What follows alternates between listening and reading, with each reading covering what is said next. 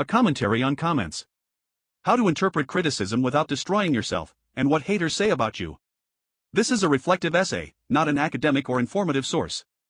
It is a collection of my observations of humanity as a whole, an invitation to reflect and discuss how we live and feel in order to find authentic well-being.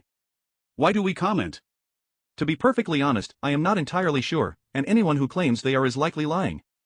Our reasons for acting are deeply personal and vary from one individual to the next. However, we can observe several common patterns.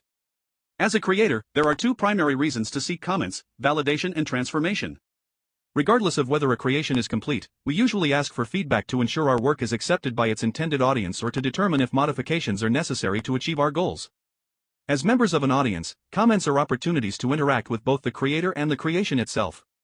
Even if we do not participate in the initial process, we take partial ownership of a work by commenting on it. For instance, when we read a story, it is no longer just a narrative, it becomes my favorite story, a poorly written story, or the most exciting thing I have ever read. That story distinguishes itself from all others because I read it and I commented on it. A comment becomes twice as valuable to an audience member if the creator uses it to shape their future work. The wrong reason to comment. Every comment is an exercise of power, used to either validate or transform a creation. When a platform is open, we give this feedback freely. However, people occasionally use comments to manipulate the creator or the audience. They may imply that a work is wrong or label individuals with specific tags, regardless of whether those labels are grounded in reality. In this context, maintaining a certainty of reality is more important than the content of the comments themselves. Liking a horror film is not the same as supporting real-world violence. Those who make such false equivalencies often do so to gain attention, which they then translate into a sense of validation. There are no bad comments. I value all comments, especially those that involve insults, threats, or malice. I appreciate them because those commenters have realized that their worldview has been challenged, and they are simply reacting to preserve their status quo. Ironically, they are often the ones who could benefit most from what I have to say.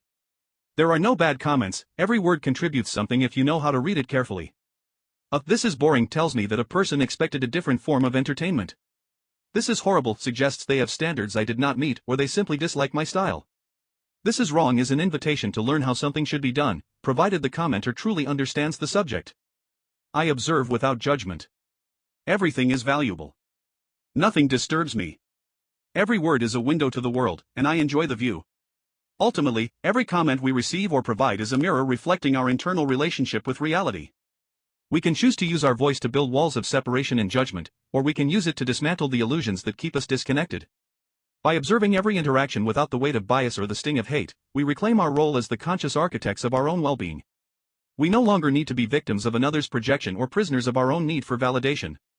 When we stop fighting the world as it is and start observing it as it could be, we find the freedom to create authentically and live purposefully. Remember, the power is yours.